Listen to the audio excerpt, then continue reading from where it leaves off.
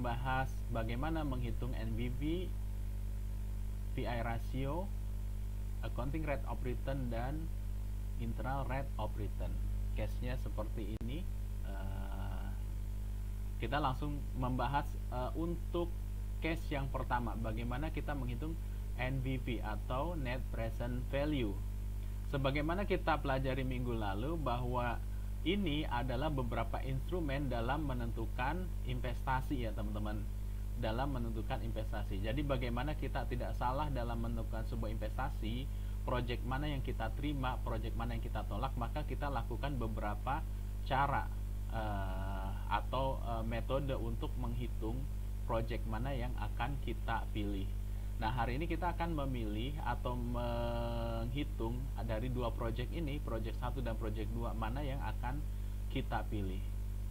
Instrumen pertama yang akan kita hitung adalah NPV atau Net Present Value. Langkah pertamanya adalah kita hitung depresiasinya dulu ya teman-teman ya. Depresiasi untuk proyek pertama. Tadi kalau kita masih ingat, initial investmentnya adalah 60 juta. Kemudian ini ya 60 juta.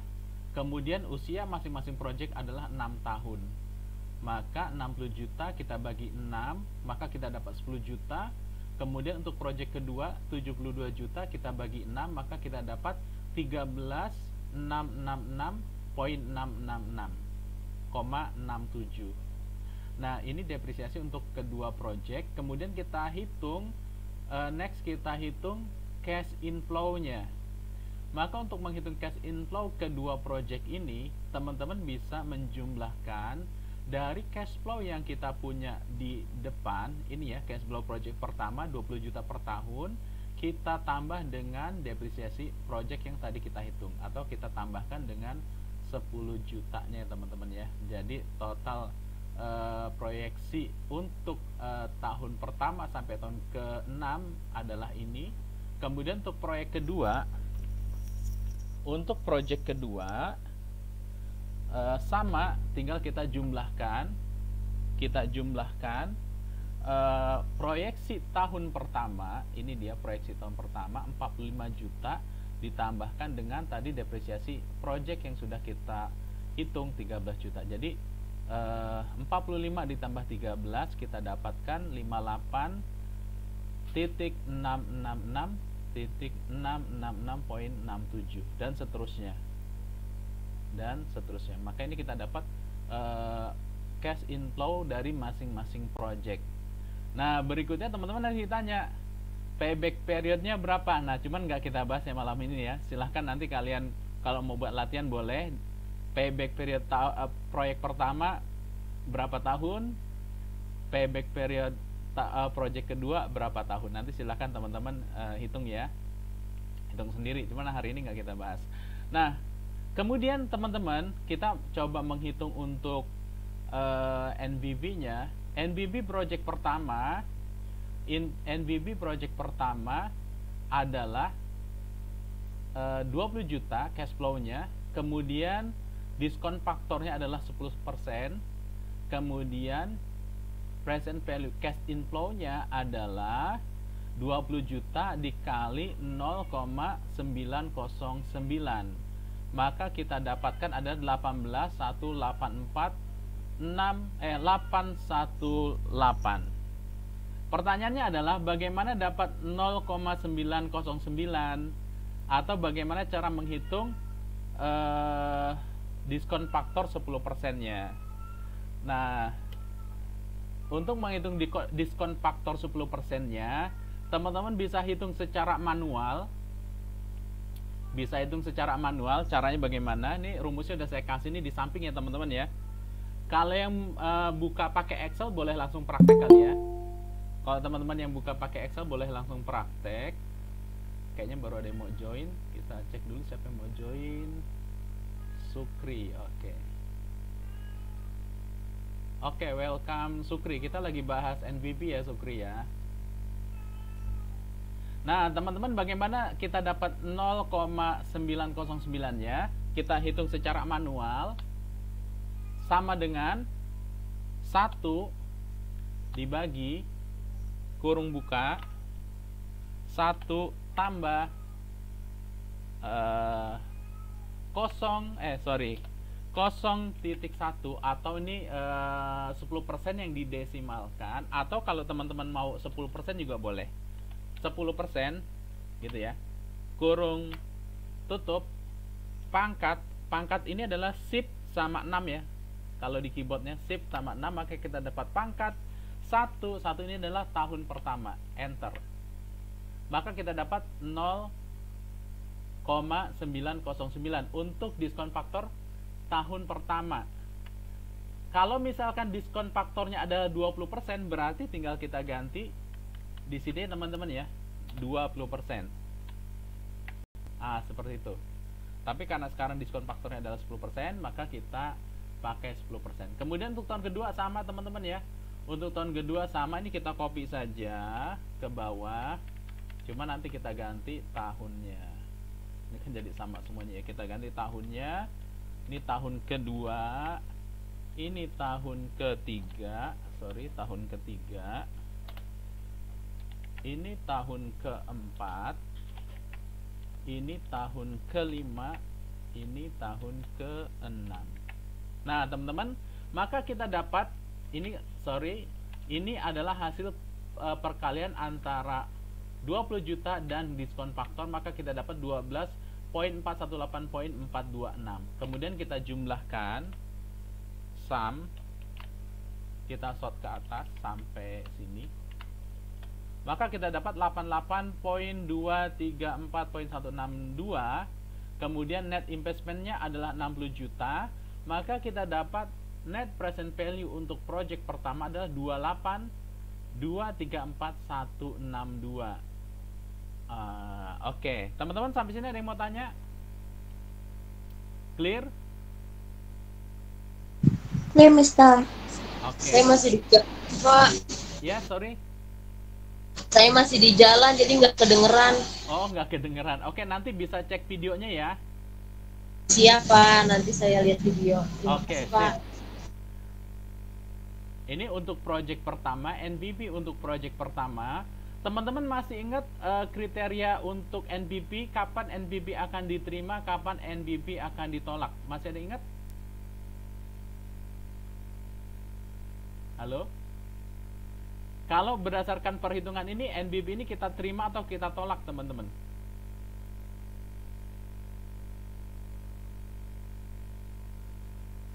Halo, ada yang bisa bantu jawab? Terima ya. Diterima, alasannya kenapa? Karena? Yang atasnya Pak Mister. Kenapa? Kenapa NBP ini diterima? Alasannya? Karena cash inflow-nya itu sudah melebihi net investment ya, Mister.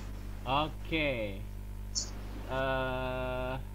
Sebentar kita buka PowerPoint kita minggu lalu ya. Di mana saya simpan ini dia, capital budgeting.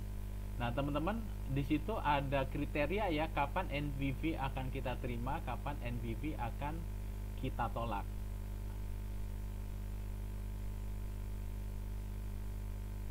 Oke, masih proses.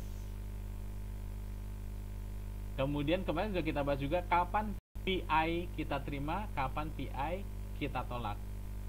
Gitu ya. Sebentar nih, masih proses nih. Oke, kita cari NBV-nya, kriteria NBV, teman-teman kalau masih ingat. Ini dia. NBV ada bla bla bla, nanti teman-teman baca lagi, ini rumusnya. Kemudian ini contoh kasusnya.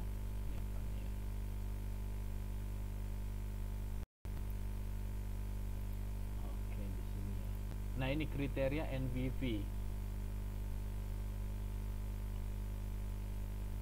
Nggak kelihatan ya teman-teman ya? Kelihatan nggak? Kelihatan setengah doang, Mister. Iya nih, ada apa nih hitam-hitam sini? Oh, rupanya ini masih on ya. Oke. Nah, teman-teman, di sini kriteria penerimaan project. Jika NBV positif, maka proyek diterima. Jika NBV negatif, proyek ditolak. Jika kedua proyek tersebut adalah positif atau saling meniadakan, maka pilih proyek yang nilai NPV-nya lebih tinggi. Nah, jadi alasannya itu ya teman-teman ya. Jadi berdasarkan perhitungan kita ini, NBV-nya positif atau negatif nih? Positif, Mister. Positif. Maka berdasarkan kriteria tadi, maka proyek pertama secara kriteria NPV, maka proyek ini diterima. Alasannya kenapa? Alasannya adalah karena NPV-nya adalah positif. Gitu ya teman-teman ya. Jadi kalau NPV-nya diterima, maka dia positif. Kita terima. Kemudian tinggal nanti kita hitung proyek kedua.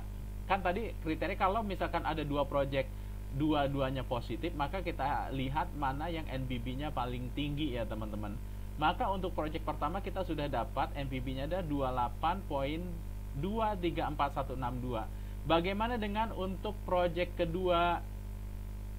Proyek kedua adalah demikian. Tadi cash flow-nya yang di atas ya sama 45, 22, 20, 13, 13, 13 dikali diskon faktornya 0,909, kita dapat 40.909.091 dan seterusnya. Maka present value cash inflow-nya adalah 98406518. Net investment-nya adalah 72 sekian. Maka NBV-nya adalah 26406.518. Maka NBV proyek NBV proyek kedua kita terima ya karena hasilnya positif. Nah, permasalahannya sekarang kita pilih mana, proyek 1 atau proyek 2? Pilih mana teman-teman? Proyek 1, Pak. Proyek 1. Alasannya karena NPV-nya lebih gede, Pak. Iya, betul, that's right. Jadi setelah kita hitung ternyata proyek 1 dan proyek 2 dua-duanya positif, tetapi karena dua-duanya positif maka kita pilih yang nilai NPV-nya lebih tinggi. Clear sampai sini teman-teman? Clear, Mister. Oke, sip. Kita cek dulu tadi kayaknya ada teman yang mau masuk. Ada nggak? Oh, nggak ada ya. Oke. Jadi itu untuk NBV. Kemudian teman-teman jika ingin melihat NBV untuk diskon faktornya, teman-teman tadi kan bisa menghitung secara manual ya. Seperti ini rumusnya nih saya taruh di samping sini. Tetapi teman-teman juga bisa melihat diskon faktornya ini dari tabel NBV ya atau tabel A1. Di mana ya tabel A1-nya ya? Oh sorry, ternyata belum saya buka. Nanti linknya saya kasih di grup ya teman-teman ya, ada tabel A1. Nanti teman-teman nggak usah menghitung, langsung bisa masukin aja angkanya. Nanti saya kasih linknya. Oke, next kita masuk ke Nah kemudian untuk menghitung MBV ini bisa dengan cara singkat, tidak seperti ini. Ini kan dikali-dikali gitu ya. Ada cara lebih singkatnya, kita cukup masukkan diskon rate untuk 10% ya. Ini ya. Nah, tadi teman-teman bisa ngambil angkanya dari mana? Dari tabel A2. Tabel A2 apa sih? Nanti searching di Google ketemu deh. Nanti saya kasih linknya. Tabel A2 diskon rate 10% adalah 4.355. Nanti kalau ditanya 4.335 dapat dari mana? Dari tabel A2 untuk diskon rate 10%. Cara menghitungnya langsung saja 20 juta dikali, karena ini cash flow-nya sama setiap tahun ya. 20 juta dikali 4.355, maka kita dapat 8.700 dikurang 60 juta, kita dapat 27 juta 100 ya teman-teman. Tadi kalau kita hitung secara manual, mana secara manualnya? Kok ini 28 di sini 27 ya? Ada yang salah nggak nih? Sorry sebentar, kayaknya ada yang salah enggak? 10%.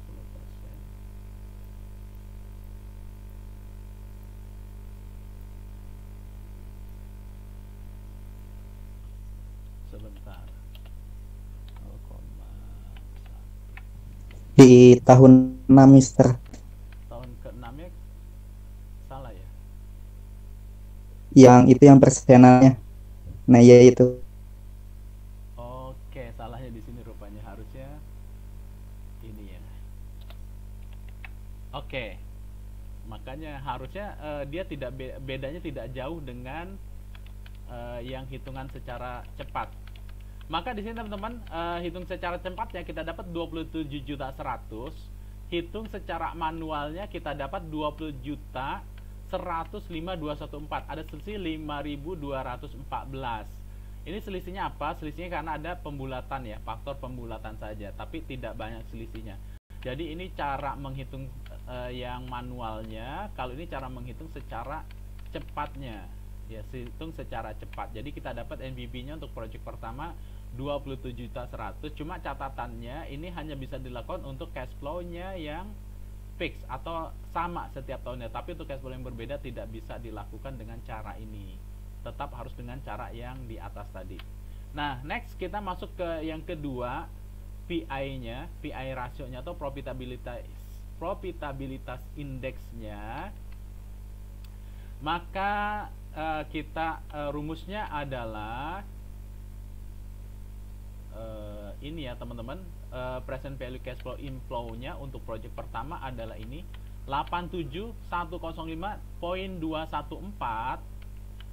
Oke, kita bagi dengan 60 juta atau initial investment-nya, maka kita dapat 1,45. Kemudian untuk project kedua sama ini ya, ini PB cash flow inflow-nya ada 98.406.518 dibagi initial investment-nya, maka hasilnya adalah 1,37.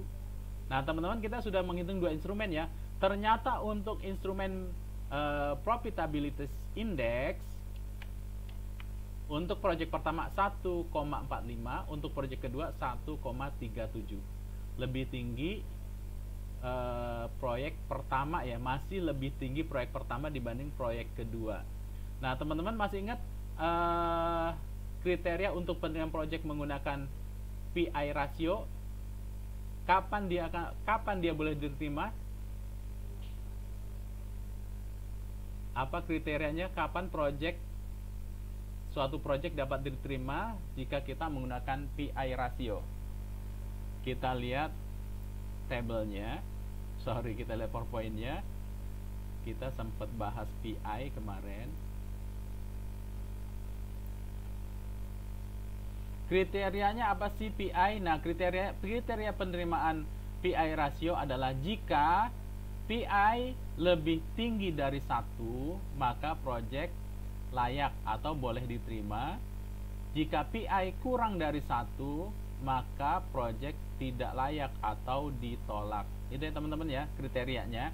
Maka berdasarkan data ini, kedua proyek ini dapat diterima karena lebih dari 1. Karena ada 2 proyek, maka kita pilih yang nilainya lebih tinggi. Maka tetap proyek pertama yang nilainya lebih tinggi dibanding proyek kedua. Ya teman-teman, kita sudah dapat dua instrumen, proyek pertama NPV dan PI, dan ternyata masih menang proyek pertama ya.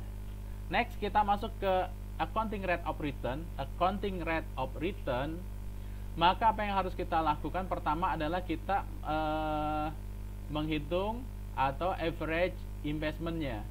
Average investment untuk proyek pertama adalah 60 juta. Initial investmentnya dibagi 2, kita dapat 30 juta. Kemudian untuk proyek kedua 72 juta dibagi 2 juga, maka kita dapat 36 juta. Kemudian next kita menghitung average EAT. EAT ini earning after tax ya teman-teman ya. Earning after tax-nya berapa? 20 juta dan 21 juta. Bagaimana menghitungnya? Untuk 20 juta dan 21 juta kita cari rata-ratanya. Maka kalau di Excel kita boleh gunakan fungsi average ya teman-teman ya. Average kurung buka, kita sort cash flow-nya sampai dari tahun 1 sampai tahun ke-6, maka kita dapat 20 juta. Kemudian untuk project kedua sama average kurung buka kita sort dari tahun pertama sampai tahun ke-6 juga, maka kita dapat 21 juta. Itu ya teman-teman ya, cara menghitung average-nya. Jadi nanti kalau ini bisa menggunakan itu ya, bisa menggunakan Excel. Oke, welcome. Siapa baru join? Rini ya. Oke, Rini, kita lagi bahas menghitung PI ya Rini. Nanti kalau misalkan Rini mau jelasnya bisa lihat videonya ya, ini kebetulan saya rekam. Sampai sini ada yang mau tanya teman-teman? Clear? Clear, Mister. Oke, tadi kita sudah dapat average earning after tax-nya, maka kita masukkan ke rumus ya teman-teman ya. Kita masukkan ke rumusnya 20 juta earning after tax-nya, average earning after tax-nya dibagi dengan average investment-nya 30 juta untuk project pertama, atau kita dapat 67%. Kemudian untuk project kedua, average average EAT-nya, earning after tax-nya adalah 21 juta dibagi average initial investment-nya 36 juta, maka kita dapat 58% ya teman-teman. Maka dapat kita lihat ternyata proyek pertama masih tetap lebih tinggi ya teman-teman dibanding dengan proyek kedua. Jadi kita sudah ada 3 indikator yang menyatakan bahwa proyek pertama ini masih lebih baik dibanding project kedua. Next, kita masuk ke internal rate of return atau IRR. Oke, teman-teman, seperti dijelaskan kemarin, bagaimana kita bisa menghitung internal rate of return atau tingkat pengembalian internal. Jadi di sini dikatakan metode ini memperhitungkan nilai waktu uang. Jadi arus kas didiskontokan atas dasar biaya modal atau tingkat bunga. Kemudian keputusan investasinya IRR, jika IRR lebih tinggi dari tingkat keuntungan yang disyaratkan, maka usulan proyek diterima, gitu ya teman-teman ya.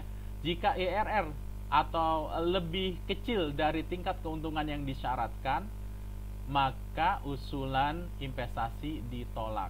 Oke, kita berikutnya, ini rumus IRR-nya. Nah, langkah-langkahnya ini ya, hitung BV dulu, kemudian bandingkan hasil poin 1 di atas dengan initial investment-nya. Jika hasilnya negatif, coba dengan suku bunga yang lebih rendah dan seterusnya. Lanjutkan poin langkah kedua dan seterusnya. Ini contoh case-nya. Nah teman-teman, supaya lebih paham kita masuk ke contoh ya. Kalau nggak ke contoh nih agak bingung nih bahasanya ya. Kita langsung masuk ke contoh. Maka untuk menghitung IRR nih kita buat semacam trial and error ya teman-teman ya. Kita mau cari di rate berapa NBV-nya negatif ya teman-teman ya. Jadi kita mau cari di rate berapa NBV-nya negatif. Maka itulah nanti dari situ kita baru bisa menghitung IRR-nya berapa. Teman-teman, tadi saya bilang kita buat semacam percobaan ya. Kita buat semacam percobaan. Maka saya coba dari rate 22% ya teman-teman ya. Saya coba dari rate 22%. Kemudian saya masukkan ke tabel ini. Maka di rate 22%, cara menghitungnya sama seperti di atas ya teman-teman ya. Cuma rate-nya berbeda. Kalau di atas 10%, ini 22%. Kita coba di rate 22%, 20 juta dikali 0,820. 0,820 dapat dari mana? Dari itu tadi ya, ngitung yang tadi. Cuman kalau tadi 10%, sekarang 22%. Maka kita dapat 16.400.000, kemudian untuk tahun kedua 13.440 dan seterusnya. Maka kita dapat VV cash flow inflow-nya adalah 63.340 dan net investment-nya adalah 60 juta. NBV-nya adalah 3.340.000, yaitu dari 63 dikurang 60 kita dapat 3.340.000. Ternyata masih tinggi ya teman-teman ya NBV-nya. Berarti kita coba lagi di rate berikutnya. Saya udah coba di rate 23%, ternyata masih tinggi juga. Langsung saya masuk ke rate 24%. Coba kita cek di rate 24%. 20 juta dikali 0,806 sama dengan 16.120. Tahun kedua 13 juta sekian, tahun ketiga 10.400, tahun keempat 8.40 dan seterusnya. Maka BV cash inflow untuk project pertama dengan rate 24% adalah 60.380. Kemudian dikurangi initial investment 60 juta, maka kita dapat NBV-nya adalah Rp380.000. 380.000. Sekarang kita coba di rate 25% ya teman-teman ya. Kita coba di rate 25%. Sama caranya, tinggal yang membedakan adalah diskon faktornya. Sekarang diskon faktornya 25%. Maka hasilnya adalah untuk tahun pertama 16 juta, tahun kedua 12.800 dan seterusnya. Totalnya adalah 59.040. Totalnya 59.040 dikurangi initial investment 60 juta, maka NBV-nya adalah minus 960. Nah, maka kita udah dapat nih teman-teman.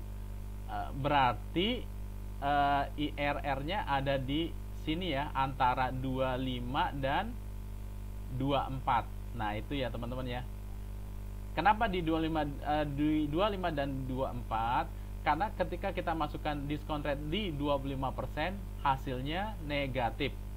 Teman-teman masih ingat ya, jika NBV negatif maka project ditolak ya. Maka selanjutnya kita buat interpolasi ya teman-teman ya. Kita buat interpolasi. Ini untuk menentukan apa? Pasnya sebetulnya ada di rate berapa sih, di 24 berapa sih gitu ya. Karena masuk ke 25 ternyata sudah negatif. Maka kita buat interpolasi. Jadi diskon rate-nya 24%, present value-nya 60.380. Kemudian di 25% present value-nya 59.040. Maka ada perbedaan atau selisih 1.340, 60 juta dikurang 59 sekian, selisihnya sekian.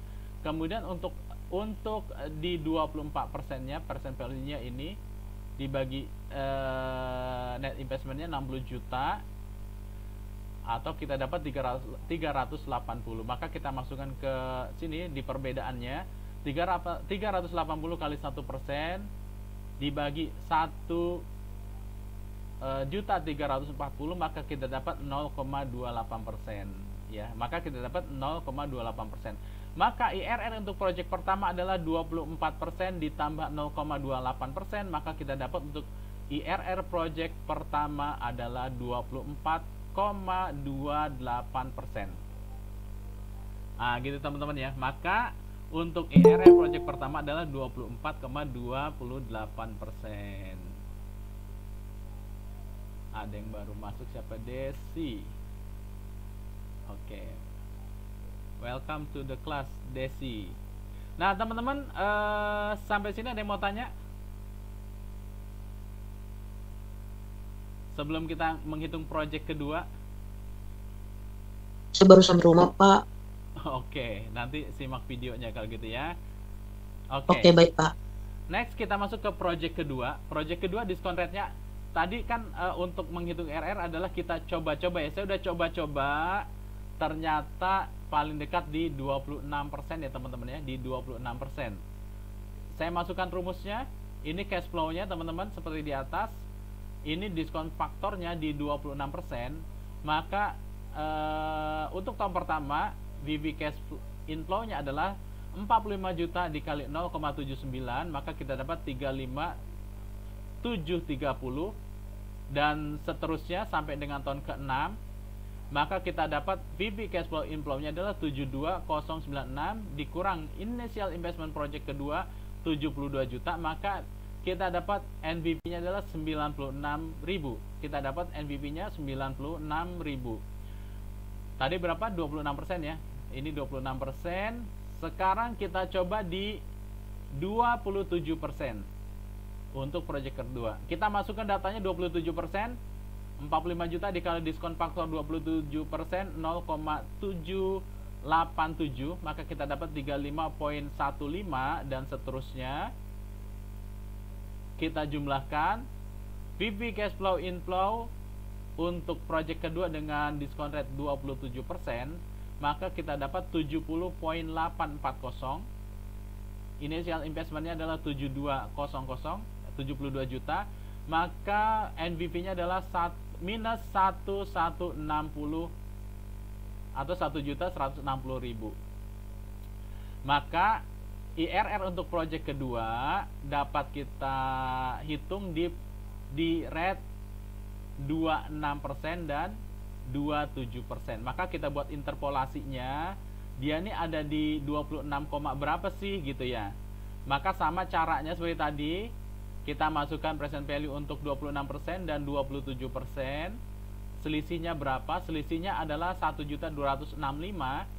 Kemudian di 26% present value-nya selisihnya adalah 96.000. Maka 96.000 dikali 1% dibagi 1.256.000, maka kita dapat 0,08%.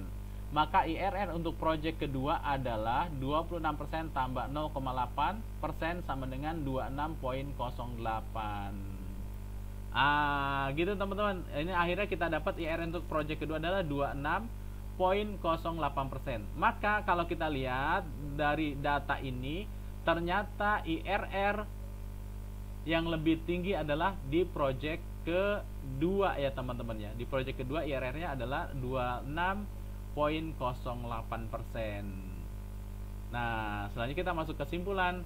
Dari data yang tadi di atas, kedua project dapat diterima untuk keseluruhan kriteria ya. Jadi seluruh kriteria dapat diterima karena positif semuanya sesuai kriteria.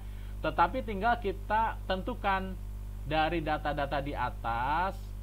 Kita lihat NBB-nya, kita lihat payback period-nya, kita lihat IRR-nya, kita lihat ARR-nya, kemudian VI-nya. Maka nanti kita boleh ambil kesimpulan dari instrumen ini, project mana yang akan kita terima, gitu ya teman-teman ya. Jadi dari data di atas, project mana yang akan kita terima. Jadi teman-teman, nanti teman-teman sebagai manajer keuangan atau funds manager nanti bisa memberikan masukan kepada pimpinan kita atau kepada calon investor. Oh Pak, ternyata untuk project 1 dan project 2 setelah saya masukkan ke beberapa instrumen hasilnya adalah ini. Silakan Bapak putuskan Bapak mau pilih project yang mana, gitu ya teman-teman ya. Well, so far ada pertanyaan teman-teman? Any question terkait pembahasan kita malam hari ini? Ada yang masih kurang jelas? Boleh silahkan ditanyakan.